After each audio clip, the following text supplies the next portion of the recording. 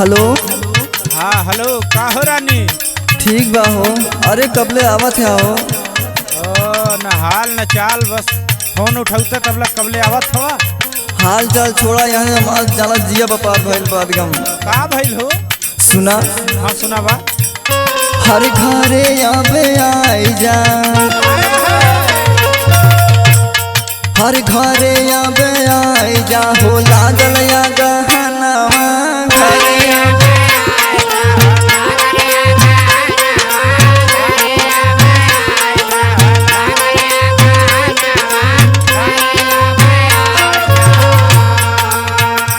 हरे बाहे जब बायरिया मोर सिंहरे बदनवा घरे आवे आई जा हो लागल या गहनवा।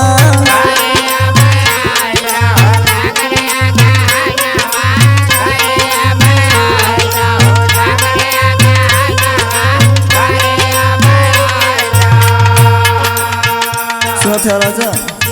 हाँ बोला। दुइया दिन भइल रहे आइले जब गवाना वहाँ।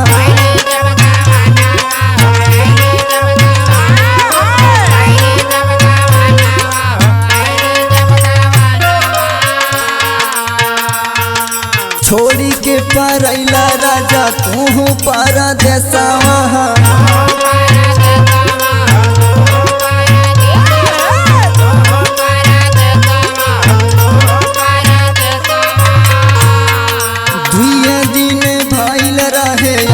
जब गवानावा छोड़ी के परैला राजा तू परदेसवा।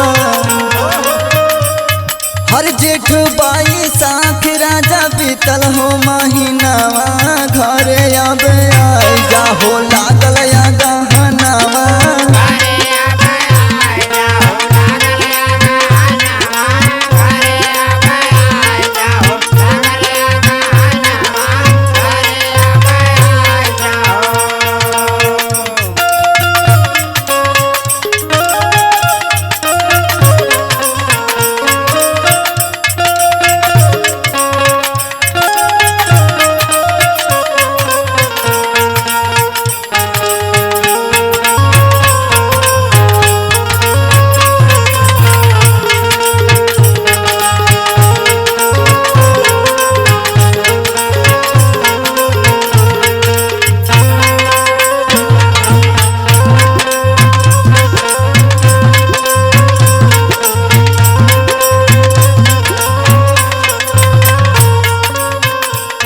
और सुना राजा?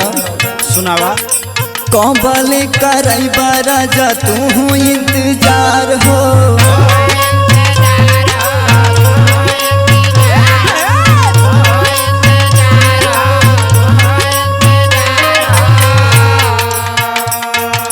हमके त लागे नहीं करेला तू प्यार हो।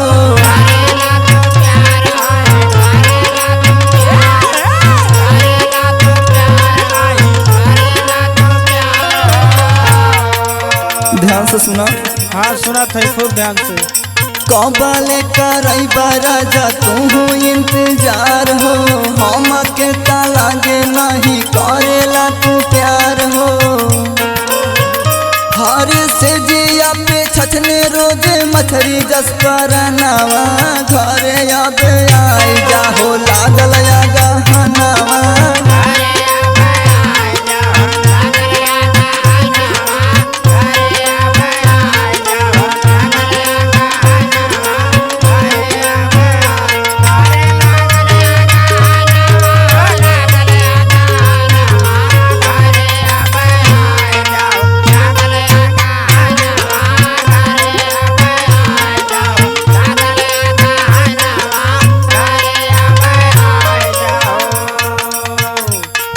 पागल का हो? अब तोरे दिमाग के खमका कहीं अब अइले कितना दिन हमके भेल आई तो कुछ लय हो के आई तब न आई। देखा हम कुछ सुनब ना, हमारे पहले बात सुना। हाँ सुना बा। तोहा से निहोरा शिवम राजा ई है बाटे।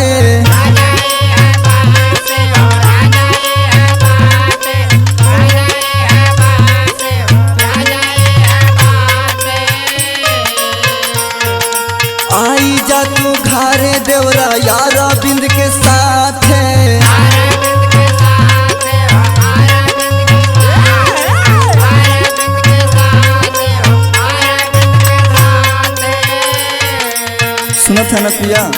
हाँ बोला। तोहा से निहोरा शिवम राजा ही है बाटे, आई जा तू घरे देवरा गोविंद के साथ।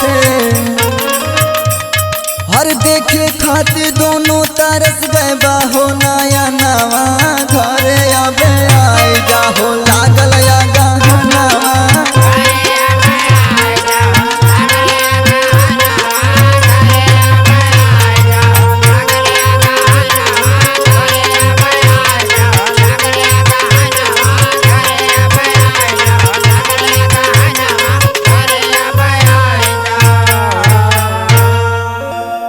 आई जाए हम भलाई पर जान ला।